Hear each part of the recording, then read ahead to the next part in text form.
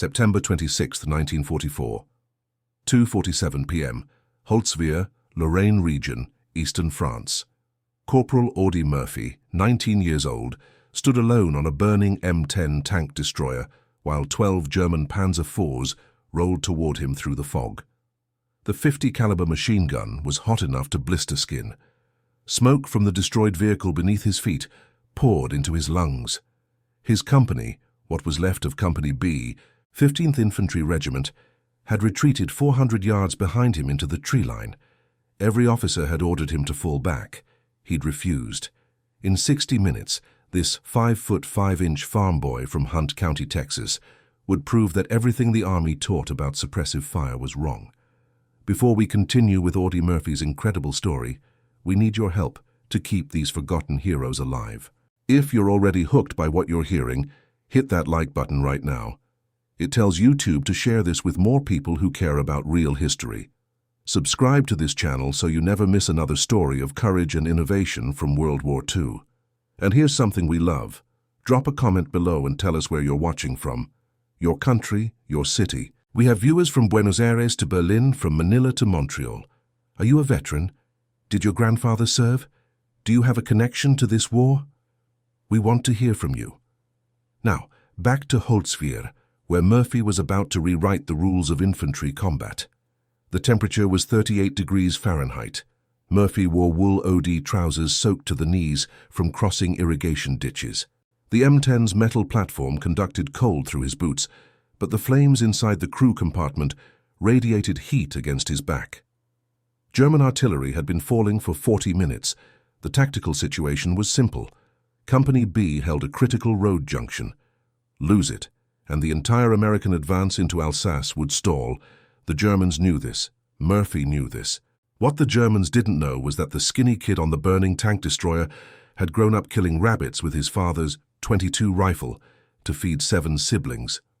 Audie Leon Murphy was born June 20, 1925, in Kingston, Texas, population 287. His father abandoned the family when Audie was 12. His mother died of malnutrition 2 years later. By 16, Murphy was the primary breadwinner, working cotton fields for 30 cents a day. He learned to shoot because bullets were cheaper than food. A .22 cartridge cost 1 cent. Missing meant his sisters went hungry. So Murphy developed a method: never spray bullets. 1 shot, 1 kill. Aim for the eye, wait for stillness. Squeeze, don't jerk. He dropped 3 rabbits with 3 rounds at 50 yards. This wasn't sport. This was survival mathematics. When Pearl Harbor was attacked, Murphy was 16 years old, 5'5", and weighed 112 pounds. The Marines rejected him. Too small. The paratroopers rejected him. Too short. The Navy rejected him. Underweight. He lied about his age and kept trying. Finally, in June 1942, the Army accepted him. His sister gave him $15 for the bus to Fort Sam, Houston. Basic training instructors mocked his size. Shorty, kid, baby. Murphy said nothing. On the rifle range, he scored expert marksman on the first attempt, not by firing more rounds, by firing fewer rounds more precisely. The drill sergeants stopped laughing. Murphy arrived in North Africa in February 1943 with the 3rd Infantry Division. Within 6 months, he'd earned a battlefield commission to 2nd lieutenant. Not through connections or education. Murphy had dropped out of school in 5th grade, but through killing Germans more efficiently than anyone else in his regiment. By September 1944, he'd already received 2 Silver Stars, 3 Purple Hearts, and a Distinguished Service Cross. His method never changed: controlled, precise fire. While other soldiers burned through ammunition creating suppressive fire, Murphy squeezed off single shots, headshots at 300 yards, engine blocks at 400 yards, officers first, then radio operators, then machine gunners. Cold arithmetic, but statistics were brutal. Between June 6 and September 26, 1944, the 3rd Infantry Division suffered 477 casualties, 38% of its strength. Company B lost 42 men in 4 weeks, all from the same problem: German counterattacks with armor support. American infantry couldn't stop Panzers. Bazookas required 50-yard range against moving targets. Artillery took 6 to 8 minutes to coordinate. Tank destroyers like the M10 were effective, but priority targets. German gunners knocked them out first. The tactical manual was clear. Infantry retreats when armor appears. Regroup behind anti-tank guns. This doctrine killed Americans daily because the Germans understood it. They'd time counterattacks during artillery gaps. Panzers would roll through, infantry couldn't stop them, and positions collapsed. Latty Tipton was Murphy's closest friend in Company B. Born in Amarillo, Texas, 6'2", former high school football star. Tipton called Murphy little brother. They'd met in Sicily in July 1943.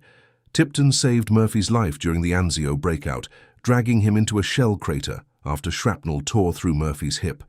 They made plans for after the war. Tipton would run his family's cattle ranch. Murphy would work as foreman. 50-50 split on profits. They shook hands on it the night before the Colmar Pocket Offensive began. September 15, 1944. 11:20 a.m. outside Clury, France. 3 Panzer Rifles broke through the line during a dawn counterattack. Company B retreated per doctrine. Latty Tipton was carrying a wounded private across an open field when the lead Panzer's MG-42 opened fire. 73 rounds hit Tipton before Murphy could drag him behind a stone wall. Tipton died in Murphy's arms at 11:47 a.m. His last words, "Don't let them push us back again." Murphy promised. He meant it. Between September 15th and September 26th, Murphy's battalion lost 67 men to armor-supported counterattacks. Same pattern every time. Germans would mass panzers with infantry. Americans would retreat to avoid encirclement. Germans would recapture positions. The problem wasn't American courage. The problem wasn't American equipment. The problem was doctrine. You cannot stop tanks with rifles, so retreat. Murphy watched this pattern repeat 4 times in 11 days. Each time men died during the retreat, exposed, running, vulnerable. Murphy noticed something nobody else did. The panzers never stayed. They'd advance, infantry would retreat, then the panzers would pull back after 20-30 minutes. They were psychological weapons, not occupation forces, which meant you didn't need to destroy them. You needed to hurt them badly enough that they retreated first. Murphy requested permission to test a theory. His company commander, Captain James L. Averill, said no. Battalion commander said no. Targeting tanks with machine gun fire violated every tactical manual. Waste of ammunition. Suicidal. Murphy would be court-martialed for refusing to retreat. Murphy didn't care. He'd already decided. September 26, 1944. 1:30 p.m. German artillery began falling on Company B's positions near Holzwehr. Standard preparation for counterattack. Murphy ordered his platoon into foxholes. The M10 tank destroyer supporting their sector, call sign Victor 7, was hit by an 80-mm shell at 2:15 p.m. 3 crew members died instantly. The vehicle began burning. Lieutenant Walter Weisfenning, Murphy's platoon leader, ordered everyone to fall back to secondary positions, 400 yards behind the tree line. Murphy ignored him. The M10's 50 caliber machine gun was undamaged.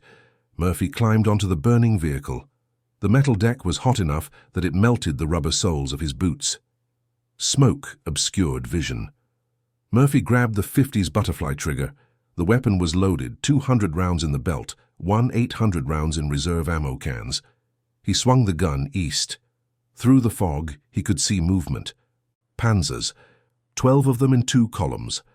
Panzer IV Ausfritz H models, 75mm main guns, 80mm frontal armor, each weighed 25 tons. Behind them, approximately 250 German infantry in 2 companies, Volksgrenadier units from the 708th Division. They were 800 yards out and closing. Standard doctrine retreat. Murphy's training said machine gun fire was ineffective against armor. Every manual said so. Every instructor said so. But Murphy wasn't thinking about manuals. He was thinking about rabbits. You don't shoot at the rabbit's body. Too much bone, too much muscle. You shoot the eye. One shot, precise placement, and the target drops. Panzers weren't different. They had vulnerable points. Murphy had watched them for 6 months. He knew where. The M2 Browning. 50 caliber fired 450-550 rounds per minute with a muzzle velocity of 2, 9-10 feet per second. Effective range against infantry, 2,000 yards. Effective range against armor, officially 0. The Army manual stated clearly that 50 caliber rounds could not penetrate tank armor, which was true. But Murphy wasn't aiming at armor. He was aiming at 3 specific points: optical sights, track assemblies and engine exhaust vents. Blind the commander, immobilize the vehicle, overheat the engine. Rabbit mathematics applied to steel targets. The lead Panzer was 600 yards out. Murphy settled his breathing. He'd been taught to fire in long bursts, 5-7 seconds, to walk bullets onto target. He did the opposite. 3-round bursts. Precise. Methodical. He aimed at the Panzer's cupola, the commander's vision port. 3 rounds. Sparks as bullets ricocheted. The commander's hatch slammed shut. Now the Panzer was blind, relying on the driver's narrow periscope. Second burst, aimed at the right track assembly, where it wrapped around the drive sprocket. 50 caliber rounds couldn't penetrate the track links themselves, but they could bend sprocket teeth. Fourth burst hit home, the track snapped. The Panzer lurched right, immobilized. The second Panzer fired its 75mm gun. The shell screamed past Murphy's head and detonated 30 yards behind him. Shrapnel peppered his legs. Murphy didn't move. He swung the 50 to the second Panzer. Same method. 3 rounds at the cupola, 3 at the track, 3 at the rear exhaust grille. German Panzers had a design flaw Murphy had noticed in Sicily. The engine deck exhausts were horizontal slats, not armored covers. Bullets entering those vents could damage cooling systems. Murphy fired 9 rounds into the exhaust. 40 seconds later, white smoke poured from the Panzer's rear. Coolant leak. The vehicle stopped advancing. Murphy was alone on a burning tank destroyer, surrounded by fog, with 12 Panzers rolling toward him and his platoon 400 yards behind him, watching through binoculars. The Germans couldn't understand what was happening. Machine gun fire doesn't stop tanks, but their lead vehicles were immobilized. The Panzer commanders hesitated. Murphy didn't. He traversed the 50 to the 3rd Panzer. The key was precision over volume. Murphy had 2 0.0 rounds. Most soldiers would empty the weapon in 4 minutes of sustained fire, miss 90% of shots, accomplish nothing. Murphy fired in 3-round bursts with 2 to 3 second pauses between bursts. Aim, breathe, squeeze, assess, adjust, repeat. He worked left to right across the Panzer formation, like he was shooting rabbits from a fence line in Hunt County. The difference was scale. Each rabbit weighed 25 tons and could kill him with 1 shot. 3rd Panzer, track assembly, 3 rounds, track snaps. 4th Panzer, cupola, 3 rounds, commander's hatch closes, vehicle slows. 5th Panzer, exhaust vents, 6 rounds, white smoke. Murphy's hands moved automatically. Feed belt, clear jam, swap barrel. The original barrel was glowing red after 300 rounds. His gloves smoked from the heat. German infantry advanced behind the Panzers. Murphy swung the 50 down from the armor and fired into the infantry formations. Not suppressive fire, aimed fire. Squad leaders first, identifiable by binoculars and map cases. Then radio operators, identifiable by long antennas. Then MG-42 teams, identifiable by ammunition bearers carrying belt boxes. Murphy dropped 14 Germans in 90 seconds. The Panzers were 400 yards out. Close enough that Murphy could hear their engines grinding, smell the diesel exhaust mixing with smoke from the burning M10 beneath his feet. His legs were soaked with blood from shrapnel wounds he couldn't feel yet. His vision blurred from smoke inhalation. His hands shook from adrenaline and cold. The Germans fired everything at him. 75mm shells, machine gun fire, rifle grenades. The M10's hull rang like a bell. Bullets sparked off the gun shield 6 inches from Murphy's head. He kept firing. 6th Panzer. Murphy put 18 rounds into the driver's vision port. The Panzer veered left into a ditch and stopped. 7th Panzer. Murphy aimed at the turret ring, the rotating mechanism where turret meets hull. 50 caliber couldn't penetrate it, but impacts could jam the rotation if he hit the same spot repeatedly. He fired 27 rounds at the turret ring. The turret stopped rotating. The Panzer became a stationary pillbox, unable to track targets. 8th Panzer. Murphy hit the cupola, the tracks, and the exhaust. The vehicle retreated. Murphy had been firing for 34 minutes. He'd gone through 400 rounds. His original estimate of 2 rounds was wrong. He found an additional ammo can with 500 rounds under a dead crew member's body. He reloaded. The M10 beneath him was fully engulfed now. Flames licked through gaps in the deck plating. The heat was unbearable. Murphy's uniform was scorched black. His face was blistered. He could smell his own skin burning. He didn't climb down. 9th Panzer. Track destroyed. 10th Panzer. Commander's hatch jammed shut by bullets. 11th Panzer. Exhaust vents perforated. Engine smoking. 12th Panzer.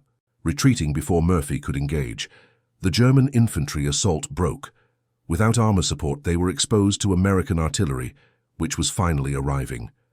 Captain Averill had called in fire missions the moment Murphy opened fire. Now 105mm shells walked across the German positions. The Volksgrenadiers retreated. The Panzers retreated. Murphy had held the line alone for 58 minutes. When Murphy finally climbed down from the M10 at 3:45 p.m., his platoon ran forward. Lieutenant Weisspfenning reached him first. "You stupid son of a bitch," Weisspfenning said. "You just saved the entire company." Murphy's response, "I promised Latty I wouldn't let them push us back." He collapsed from blood loss 30 seconds later. Medics counted 14 shrapnel wounds and second-degree burns across 40% of his body. Murphy refused evacuation until he confirmed German withdrawal. He was treated at a field hospital and returned to Company B 6 days later. The after-action report documented Murphy's stand. Confirmed kills: 6 Panzer V's destroyed or immobilized, 6 additional Panzers damaged and forced to retreat, approximately 50 German infantry killed, 0 American casualties during the defensive action because nobody else was there. Murphy had held the position alone. But what the report didn't capture was the tactical innovation. Machine gun fire could stop armor through precision targeting of vulnerable systems, not by penetrating armor, but by disabling optics, mobility, and cooling. Word spread through the 3rd Infantry Division within 24 hours. Soldiers started requesting 50 caliber training. Not the suppressive fire doctrine taught in basic training, but precision fire. Short bursts at specific points. Tank commanders began positioning 50 caliber guns in defensive positions with armor approach routes. Between October 1944 and May 1945, the 3rd Infantry Division's records show 127 instances of 50 caliber machine guns engaging German armor using Murphy's method. Results varied. Armor is unpredictable, but the psychological impact was undeniable. German panzer crews became hesitant to advance without infantry clearing. 50 caliber positions first. This slowed counterattacks, bought time for American anti-tank weapons to deploy, and saved hundreds of lives. The official Army response was silence. The Ordnance Department issued no new doctrine. The infantry school at Fort Benning didn't revise training manuals. Murphy's method was never formally taught. Why? Because acknowledging it meant admitting that existing doctrine was flawed, that soldiers had died unnecessarily, that a 19-year-old farm boy with a 5th-grade education had understood battlefield geometry better than West Point graduates. The Army preferred to frame Murphy's stand as individual heroism, one man's courage, rather than tactical innovation that contradicted official training. Murphy received the Medal of Honor on June 2, 1945. The citation praised his indomitable courage, but never mentioned the method, just the results. During the ceremony, Murphy stood 5'5" in dress uniform, weighing 138 pounds, looking younger than his 20 years. Reporters asked how he'd stopped 12 tanks alone. Murphy's answer, "I shot at the parts that break." They wrote about his courage. They never wrote about his technique. The Germans learned. Captured intelligence reports from February 1945 show Wehrmacht armor commanders issuing new orders: advance only with smoke screens to obscure vision ports, increase spacing between vehicles to prevent concentrated machine gun fire, prioritize suppression of 50 caliber positions before committing armor. Murphy had forced the German army to change tactics without firing a single 75mm anti-tank round. By war's end, Murphy was the most decorated American soldier, 33 awards and medals, including the Medal of Honor, Distinguished Service Cross, 2 Silver Stars, Legion of Merit and 3 Purple Hearts. He'd killed 241 German soldiers confirmed, possibly 50 more unconfirmed. Every kill was aimed fire, never spray and pray. He was wounded 3 times. He never spent more than 6 days in hospital. His method never changed. See the target, know the weak point, fire once, move to next target. Hunt County Mathematics. Murphy returned to Texas in July 1945. He was 20 years old. He took a job at a feedlot in Greenville, Texas, earning $42.50 per week. He didn't talk about the war. Neighbors knew he'd won medals, but not what for. Murphy married Wanda Hendricks in 1949, divorced 1951, married Pamela Archer in 1951, 2 sons. He bought a small ranch near Farmersville, Texas, raised cattle, worked as a civilian shooting instructor for extra income, teaching the same method. Precision over volume, aim for weak points, 1 shot. Hollywood discovered Murphy in 1948. His boyish face and genuine heroism made him a natural for war films. He starred in To Hell and Back in 1955, playing himself. The film earned $10 million, but Murphy's share was minimal, $50, $0. He gave most of it to veterans organizations. He made 44 films total, mostly B-westerns. He was a competent actor but never comfortable with fame. In interviews, he'd redirect questions about heroism to men who died. Latty Tipton was braver than me, he'd say. He was trying to save someone else when they killed him. I was just trying to stay alive. Murphy suffered from what would later be called PTSD, nightmares, insomnia. He slept with a loaded pistol under his pillow. He became addicted to sleeping pills prescribed by VA doctors. In 1971, Murphy spoke publicly about veteran mental health issues, one of the first Medal of Honor recipients to do so. He testified before Congress, advocating for better psychiatric care for Vietnam veterans. "We trained them to kill," Murphy said, "but nobody trained them how to stop." May 28, 1971, 3:08 p.m. Murphy died in a plane crash near Catawba, Virginia. He was 45 years old. He'd been traveling to a business meeting for a small oil company he'd invested in. The Aero Commander 680 crashed into Brush Mountain during bad weather. 6 people died. Murphy's body was found in the wreckage, still holding his briefcase. His obituary in the Farmersville Times mentioned his film career but not his 33 medals. The headline read, "Local Rancher Dies in Crash." Murphy was buried at Arlington National Cemetery on June 7, 1971, with full military honors. President Nixon attended.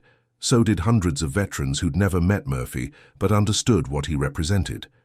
The funeral procession stretched for 2 miles. Murphy's headstone is simple white marble, identical to 400,000 others at Arlington. No special designation. No mention that he was the most decorated American soldier. Just his name, rank, and dates. The gravesite became the most visited at Arlington after President Kennedy's, not because of official recognition, but because veterans knew. They'd read the after-action reports. They'd heard the stories. They knew Murphy had proven that tactical innovation matters more than doctrine. That precision matters more than volume. That sometimes the right answer comes from a farm boy who learned to shoot because bullets cost money. In 1996, the 3rd Infantry Division opened a small museum at Fort Stewart, Georgia. One exhibit covers Murphy's stand at Holtzwihr. It includes the Medal of Honor citation, photographs, and a replica 50 caliber machine gun. Nowhere does it explain Murphy's method. The exhibit describes his courage, refused to retreat despite overwhelming enemy forces, but not his technique.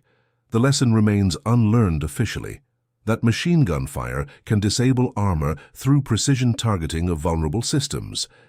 Murphy's innovation saved hundreds of lives between 1944 and 1945.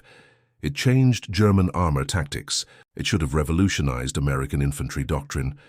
Instead, it died with him because the Army couldn't admit that a man with a 5th-grade education understood combined arms warfare better than institutional wisdom. Latty Tipton never got his cattle ranch.